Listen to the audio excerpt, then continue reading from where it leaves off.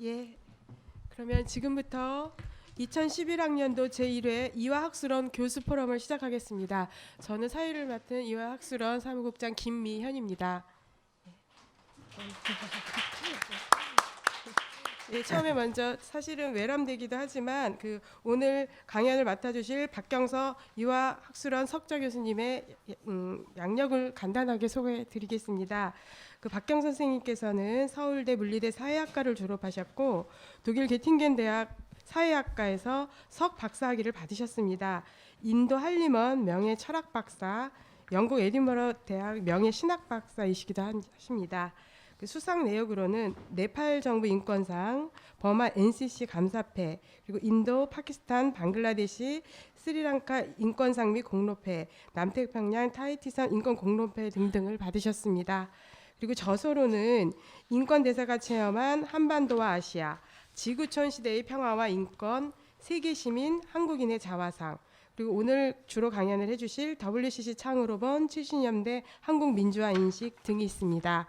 현재는 UN 인권정책센터 이사장, 국가인권위원회 자문위원, 이화여자대학교 학술원 석좌 교수, 이화여대 평화학연구소 소장이시기도 하십니다. 그러면 오늘 강연을 지금부터 시작하겠습니다. 선생님 부탁드립니다.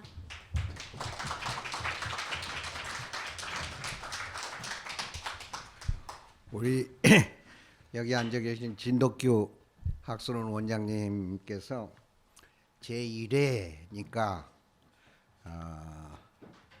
잘 준비해서 하라고 말씀을 하셨는데 준비할 시간도 없고 그래서 어떻게 하나 지금 연구 중인데 그래서 오늘 우리 학생들이 오겠다는 거 못 오게 하고 꼭 오겠다는 사람만 여기 앉혀놓고 그다음에 나중에 우리 그 학술원에서 책을 20권을 꼭 필요한 사람만 준다고 얘기를 해서 학생들이 많이 오면 또 혼란이 있을 테니까 근데 저기 다 차서 시작을 하겠습니다.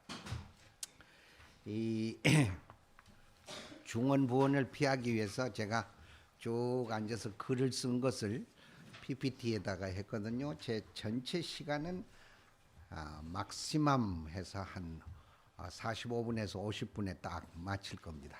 그리고 그림이 약간 여기에 들어가 있었는데요. 그림은 우리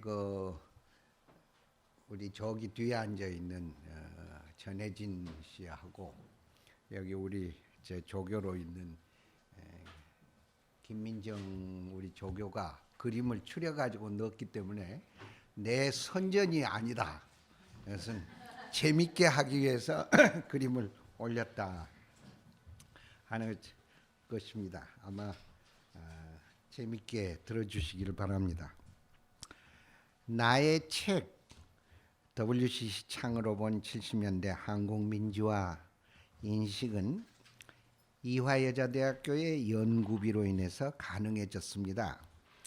이 말은 연구비를 책정해 주셔서 이화여자대학교에 진심으로 감사를 드린다는 얘기도 되겠지만 이 책을 내지 않으면 야단을 맞을 수 있다는 책임감의 발동으로 가능하게 되었다는 말입니다.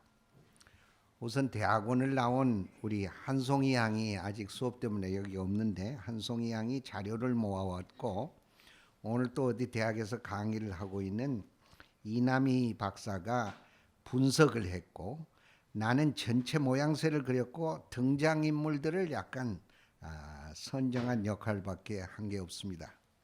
선정된 인물들은 주로 지금 세상에 살지 않는 유명을 달리한 저의 선배들을 위주로 했습니다. 살아계신 분들은 많은 민주화 운동을 했음에도 불구하고 여기에 등장하지 않는 이유는 언젠가는 그분들이 한 책들이 또 나오리라는 가정하에서 유명을 달리하신 선생님들만 주로 했습니다. 제 책에 대해서 경향신문 2010년 9월 25일자 15쪽 문화면은 다음과 같이 기술하고 있습니다.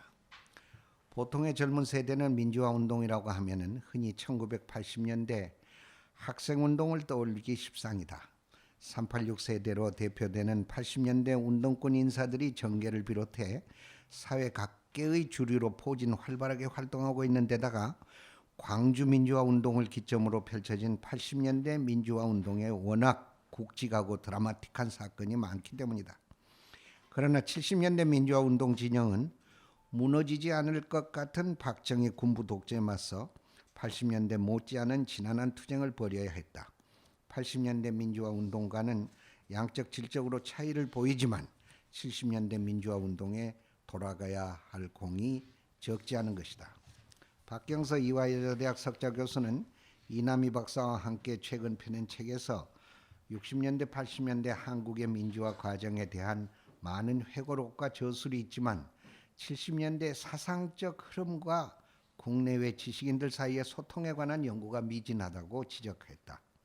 박 교수는 박정희 정권의 반공법 위반 조작 사건인 이른바 크리스천 아카데미 사건으로 인해서 반강제로 출국, 스위스 제네바에 있는 세계교회 협의회에서 18년간 아시아 정책 수행과 개발 원조를 책임지고 귀국에선 대한민국 초대 인권 대사를 지낸 바 있다. 그는 7, 80년대 대부분을 독일과 스위스에서 보냈고 한국 내 에큐메니칼 운동 그룹과 같이 했다. 함석헌, 김관석, 안병무 등 에큐메니칼 운동에 참여했던 인물들의 신앙 고백을 통해 70년대 한국의 민주화 인식을 살펴보았다. 저자는 먼저 70년대 주요 쟁점이 됐던 이데올로기를 민주주의, 민족주의, 반공주의로 꼽고 각각의 이데올로기가 등장하게 된 배경과 서로 영향을 주고받은 과정을 살폈다. 영구 집권을 꿈꿨던 박정희 정권이 대통령 긴급조치권으로 대표되는 노골적 억압과 함께 총력 안보체제 확립, 한국적 민주주의 토착화 등 이데올로기 공세를 강화하자 민주화 운동 세력은 정권에 대한 직접적인 투쟁과 함께 박 정권의 이데올로기적 모순을 드러내고 비판하는 데 집중했다는 것이다. 저자들은 인권사상과 민중론이 70년대 민주화 운동을 이끌어낸 대표적인 사상으로 자리매김될 수 있었던 것은 70년대의 상황을 역설적으로 보여준다고 기술하고 있다. 이 시기가 다른 어느 때보다도 인권 유린의 시기였으며 박정희 정권이 반민중적이었음을 증명한다고 말하고 있다. 또 박 정권은 성장 일변도의 경제개발 정책을 밀어붙였는데 이는 노동자 농민의 희생을 불러왔고 이로 인한 모순은 자립적인 민족경제를 건설해야 한다는 민족경제론을 현실 정치에 적용한 대중경제론으로 이어졌다고 설명한다. 특히 70년대 민주화 운동에서 종교계, 특히 기독교계의 역할이 두드러졌는데 물리적 탄압과 함께 박 정권이 내세운 정교 분리론은 역설적으로 기독교 자체의 정교 분리론을 발전시키는 계기가 됐다는 것이 저자들의 분석이다. 박 교수는 한반도 평화 통일의 전망과 과제를 피력한 맺는 말에서 인권이 만인의 보편적 권리임은 말할 것도 없다. 그러나 인권이 어느 정권을 몰아붙이기 위한 도구로 전락해서는 안 된다고 말했다. 그는 북녘의 인권을 우리가 다루기에는 한계가 있다면서 북의 인권 문제를 해결하려면 북 스스로가 주도해야 한다고 설명했다. 경향신문 김재중 기자. 조선일보는 똑같은 날에 나의 책에 대해서 다음과 같이 쓰고 있습니다.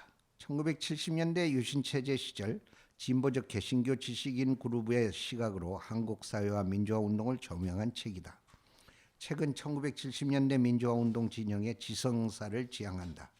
1960년도 80년대 한국의 민주화 과정에 대한 많은 회고록과 저술이 있지만 70년대 사상적 흐름과 국내 지식인들 사이의 소통에 관한 연구가 미진하다고 생각했다. 이 책은 우선 저자 박경서 이화여자대학교 학술원 석좌 교수의 이력을 알아야 상황이 이해되는 측면이 있다.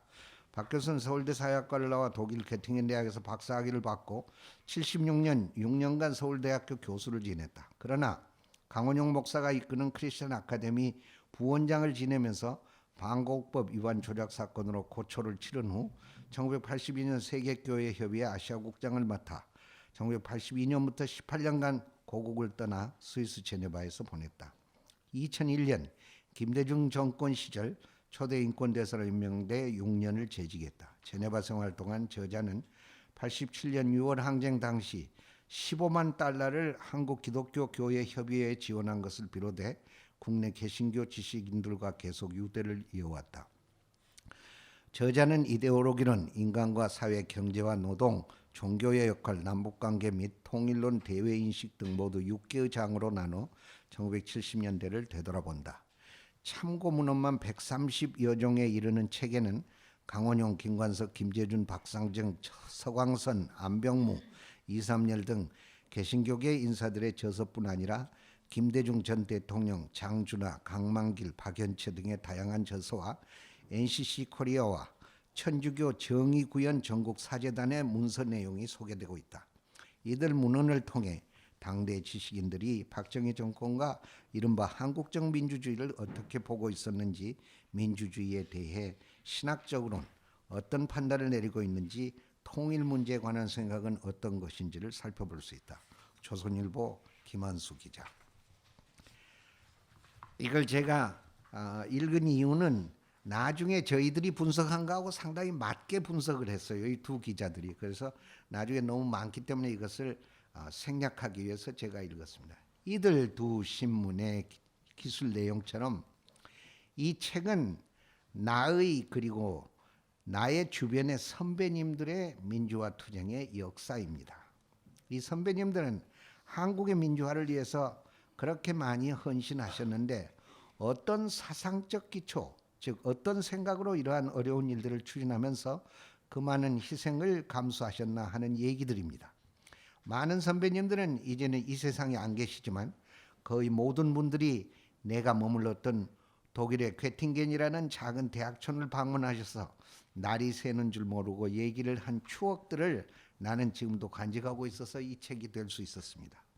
또 많은 분들은 내가 80년대 초부터 90년대 말까지 18년 동안 머물렀던 스위스 제네바에 오셔서 아름다운 몽브랑산을 오르내리고 같이 케이블카를 타면서 나눈 얘기들을, 그리고 유럽에 죄송합니다마는 포도주를 마시면서 우리 집에서 나눈 나름의 바램, 그리고 꿈의 내용들을 제가 재조명한 것입니다.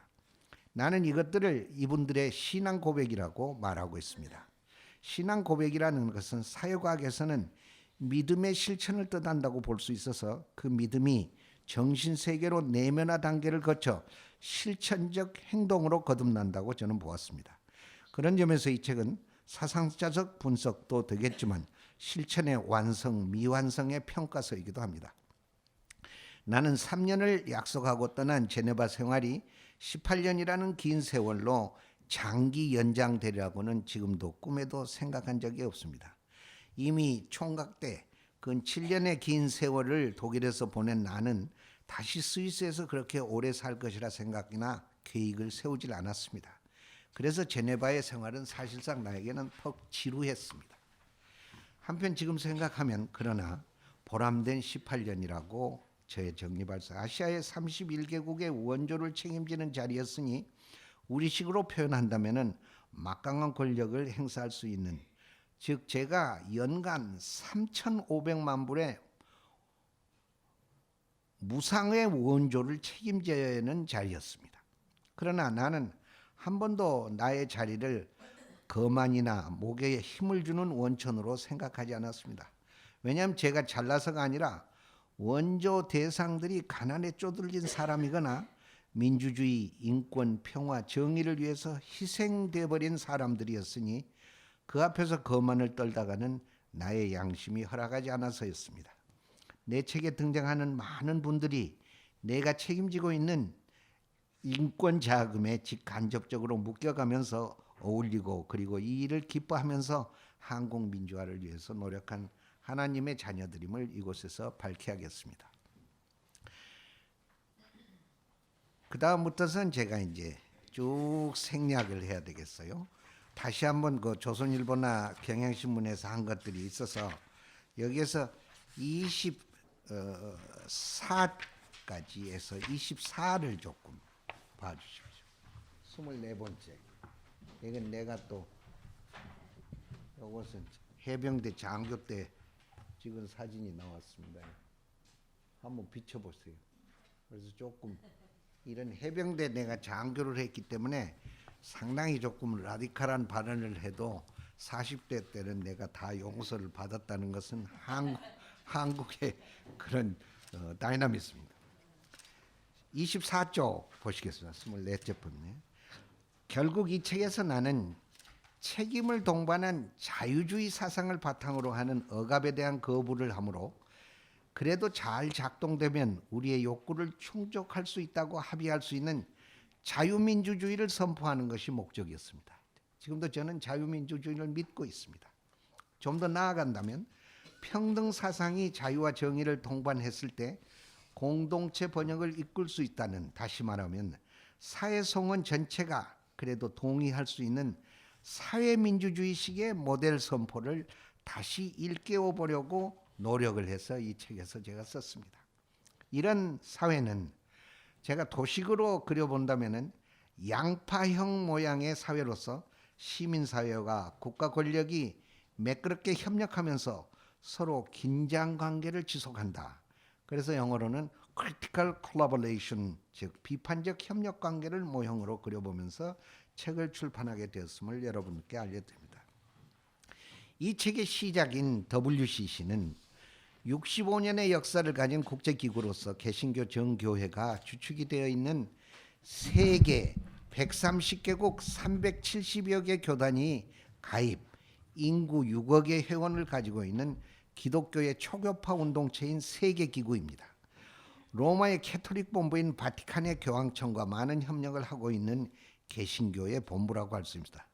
WCC는 예수 그리스도를 우리의 구원자로 선포하면서 교회 갱신과 사회 갱신, 그러니까 영어로는 Renewal of Church, Renewal of Society를 신앙으로 고백하면서 그것을 달성하게 한 프로그램으로 정의 슬래시 평화, 그리고 창조 질서의 보존, 그래서 Peace slash Justice and Integrity of Creation 이라는 프로그램의 우선순위를 정하고 지속적으로 이를 위한 다양한 프로그램을 지난 60여 년간 해온 세계기구입니다. 400명 이상의 직원을 가지고 있는 이 기관의 각 부처는 독자적인 프로그램을 주로 이루지만 사안의 특성과 그 만데이트에 따라서 예를 들면 자연재해의 경우는 국제적십자사회 협력을 추진하고 난민 프로그램의 경우는 UNHCR과 같이 하고 남아프리카의 인종차별 철폐 프로그램이라든지 개발도상국들의 평화, 인권, 민주화 운동은 UN 인권이사회 등과 같이 프로그램을 협력하는 것입니다. 이런 작업 수행의 국제 환경과 패턴을 갖고 있기에 70년대의 WCC는 한국의 민주화 운동과 깊은 협력을 수행했습니다. 특히 이 기구의 국제국은 한국의 인권과 민주화와 그 프로그램의 우선순위를 맞추고 있었기에 이 책의 출판의 기록들이 가능했습니다. 이러한 WCC의 예언자적인 교회 역할의 강조는 교회의 사명은 전통적인 제사장적인 역할을 강조하는 사람들에게는 눈의 가시처럼 가시 같은 존재였음은 쉽게 짐작이 가능합니다. 기구가 70년대 초 소위 얘기하는 콤베트 레이시즘 프로그램을 전 세계에 선포하면서 남아프리카의 인종차별 철폐를 주장하면서 회원 교회들에게 자국의 국가와 금융기관이 남아프리카 흑인 인종차별 정부와 금융 및 개발협력 사업을 중단하라고 권고해서 이를 실천에 옮김으로써 WCC는 좌파라는 달갑지 않은 별명을 얻은 적도 있었습니다. 특히 미국의 리더스 다이제스트는 넬슨 만델라, 데스몬드 투투 주교를 돕는 WCC의 아프리카국 그리고 앞서 말한 PCR 프로그램을 좌파끼리 지하운동을 하는 것이라 모략하였으나 남아프리카가 독립하고 넬슨 만델라가 대통령이 되고 노벨 평화상을 수상하고 저보다 먼저 WCC 직원이었던 데스몬드 투투 주교가 진실과 화해위원장으로서 진실은 파헤쳐져야 한다. 왜냐하면 역사의 올바른 정립을 하여 후세기에 이런 비극이 다시 반복되지 않게 하기 위함이다. 그러나 이보다 더 중요한 것은 진실은 밝혀져서 백인을 복수하기 위함이 아니라 화해를 하기 위함이라는 위대한 선언이 세상을 놀라게 하고 그가 노벨 평화상을 수상하게 됨으로써 리더스 다이제스트를 중심으로 한 보수 교회들의 우리 WC의 연좌적 사명이 얼마나 중요한 것을 터득하는 계기가 되었고 그들이 지어낸 모략이 우스갯거리라는 사실을 고백하게 됩니다. 예나 지금이나 거짓은 밝혀진다는 사실을 증명하는 꼴을 우리는 이런 역사 속에서 찾아볼 수가 있습니다. 이러한 WCC가 2013년 내년 저후내년에 한국의 부산에 와서 그의 제10차 총회를 갖게 됩니다. 그리스의 아테네와 시리아의 다마스커스, 에티오피아의 아디스아베바를 제치고 무서운 경쟁에서 6표 차이로 신승하여 부산이 유치하게 되었습니다. 연인은 약 10,000명의 외국인이 한반도와 부산의 누리마루와 백스터를 찾아 약 2주 동안 앞으로 7년 동안의 세계 프로그램을 논의하게 될 것입니다. 그중 중요한 우선순위가 남북의 평화와 통일이 될 것입니다. 지금 한국에서는 80년대 상황처럼 WC를 모르는 몇몇 교회들이 WC는 좌파니 동성애주의를 찬성하느니 다원교회를 허락하느니 하는 무지에서 오는 터무니없는 오해를 불러일으키고 있습니다. 유엔 안에서 사회주의 국가들이 회원 국가이기에 유엔이 좌파일 수 없는 것처럼 세계 교회를 추스르는 회원교회로 갖고 있는 국제기구의 특성을 간과하는 이러한 한국적 무지는 하루속히 불식되어 제10차 WC 부산총회가 성공리에 마칠 수 있어야 합니다. 이미 부산광역시의 시장을 중심으로 부산 시민들이 이 세계적인 행사를 환영하면서 차근차근 준비하고 있습니다.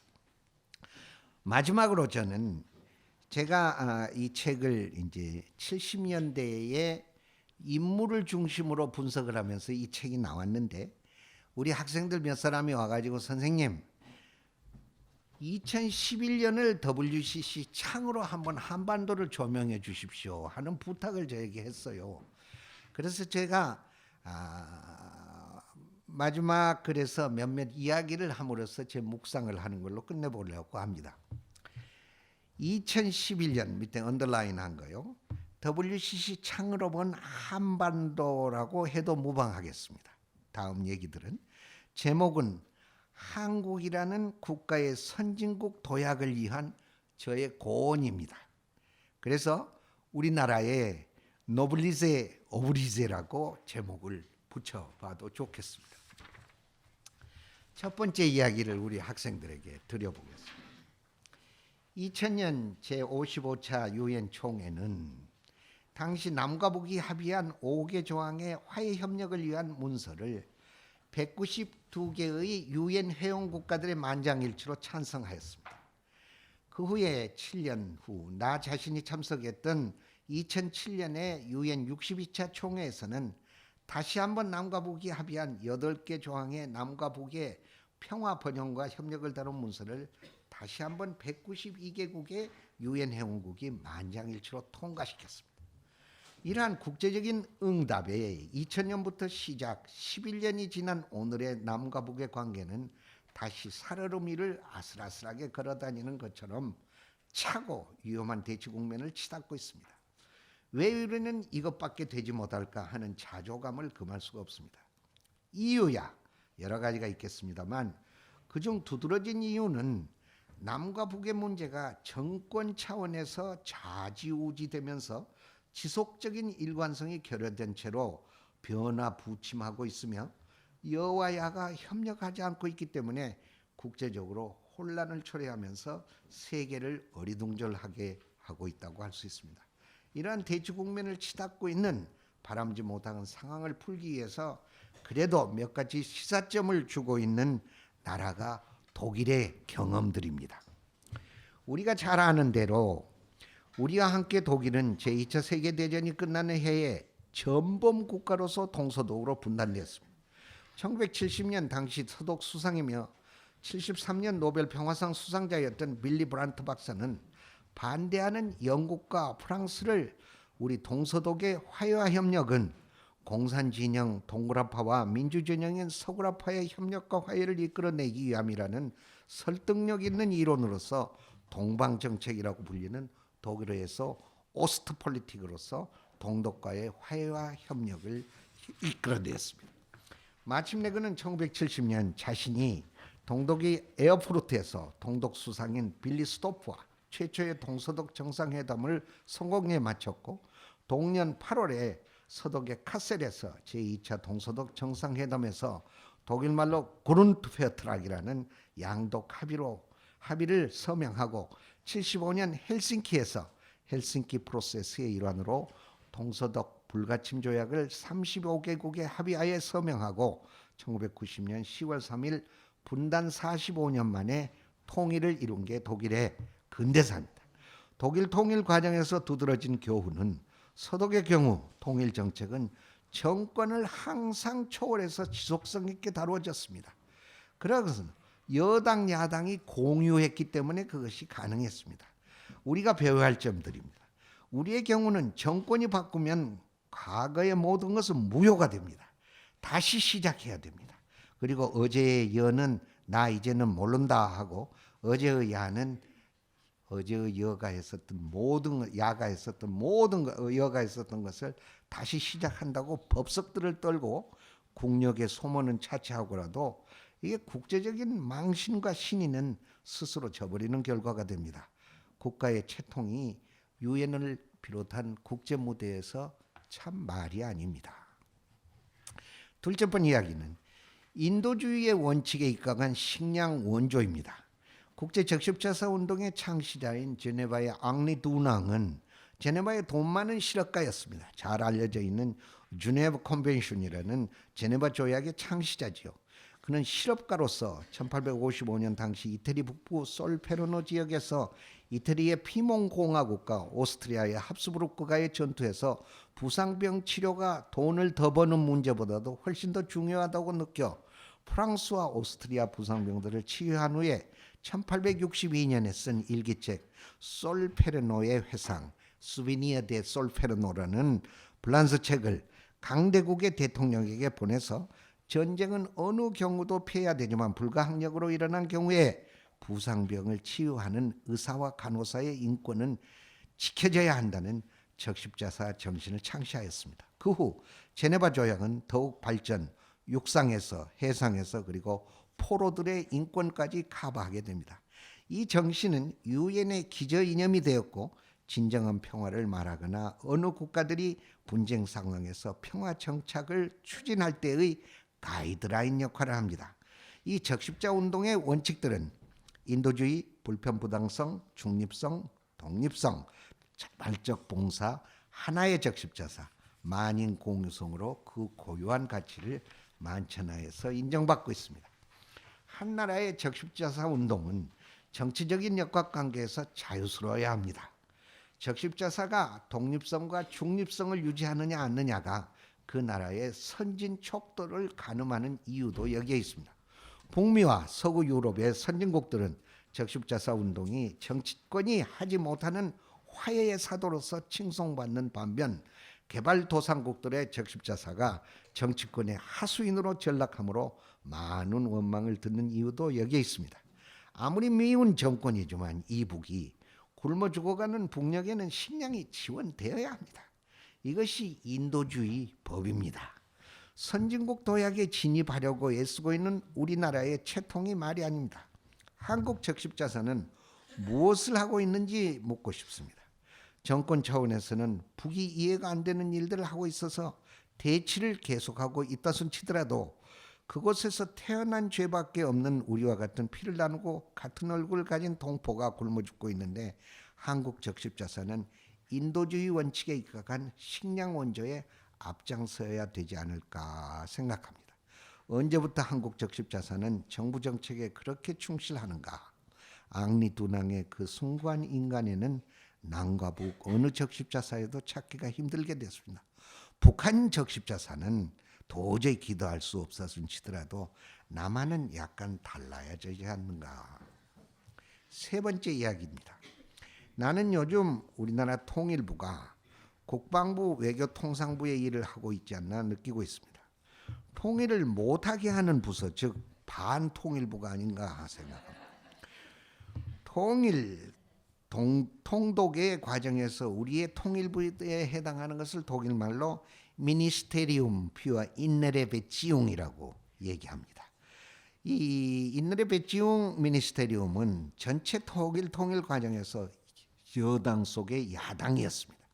국민은 그것을 잘 이해했고, 왜냐하면 긴 안목에서 통일로 가는 길에는 그들의 임무가 꼭 그래야 된다고 국민들이 생각하고 있습니다. 요즘의 외교는 어느 국가를 막론하고 트랙 1, 트랙 2, 트랙 3라는 다양한 추진 궤도를 확보하면서 달리고 있는 게 선진국들의 모양입니다. 우리는 한반도 평화 정착 이후 자연스럽게 통일을 해야 합니다. 북에서 자유를 갈구하는 우리 동포들의 요구에 부응하기 위해서입니다. 그리고 지금의 남한은 육로에 관한한 고립된 섬이라고 칭할 수 있는 고도입니다.